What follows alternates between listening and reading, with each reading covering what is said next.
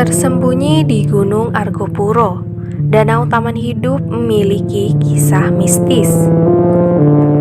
Di balik pesona alamnya yang indah, gunung juga memiliki sisi mistis yang melekat di dalamnya. Tidak sedikit yang menganggapnya sebagai lokasi penuh misteri.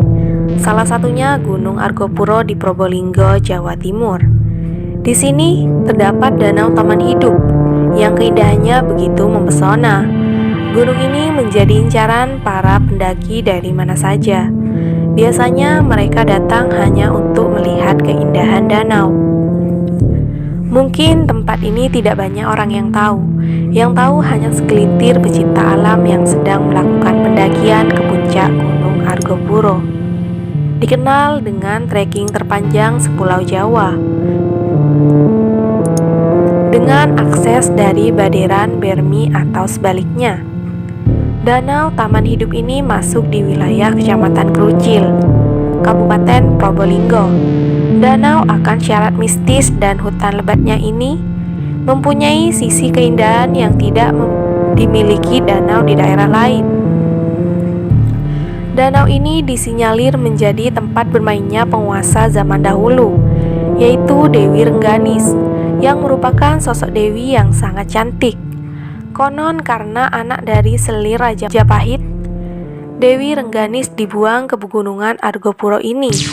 Danau ini menyimpan sejuta misteri yang belum terpecahkan, menyimpan sebuah pesona alam yang memukau dengan jalur yang bisa dibilang liar, membutuhkan waktu sekitar 5-6 jam perjalanan, melewati kebun warga, hutan damar, hutan hujan tropis, dan hutan lumut. Satwa liar yang masih terjaga seperti ular, kelabang, ular, dan cacing masih sering dijumpai sebagai teman pendakian. Gunung Argopuro memang memiliki jalur pendakian yang menantang dan tidak mudah dilalui. Bahkan pendaki yang sudah profesional sekalipun. Itulah mengapa Argopuro termasuk dalam gunung yang ekstrim di Pulau Jawa.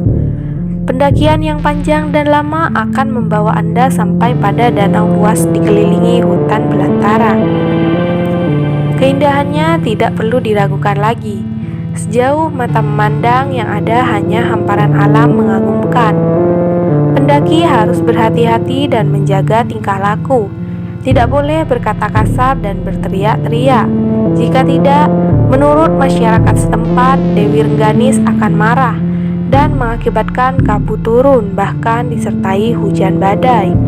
Beberapa cerita juga menyebutkan bahwa beberapa pendaki ada yang hilang karena menghadapi kemarahan Dewi Rengganis dan datang ke danau saat malam hari. Ada juga yang menyebutkan jika pendaki hilang karena mereka tidak tahu medan. Entah apapun penyebabnya, memang tidak disarankan untuk berkunjung saat malam. Selain itu, ada juga cerita yang menyebutkan jika Dewi Rengganis dan dayang-dayangnya suka menggoda pendaki untuk menceburkan diri dalam danau. Terlepas dari sisi mistisnya, setiap pendaki memang tidak boleh bertingkah sembarangan ketika naik gunung. Tujuannya agar tetap fokus dan aman selama perjalanan.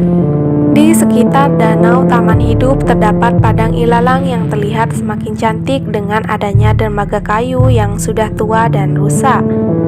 Dermaga tua itu justru menjadi daya tarik dan spot foto para pendaki. Terlebih saat kabut turun, hasilnya akan lebih instagramable. Suasananya begitu tenang dan nyaman. Bisa dibayangkan menikmati alam dari padang rumput yang luas dan bertahtakan danau yang indah.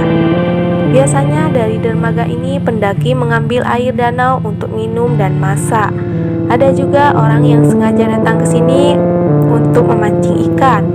Para pendaki juga dapat membuat tenda di pinggir danau jika menginginkan untuk bermalam. Saat membuat tenda di pinggir danau ini sebaiknya hati-hati karena banyak tikus yang berkeliaran di larut malam.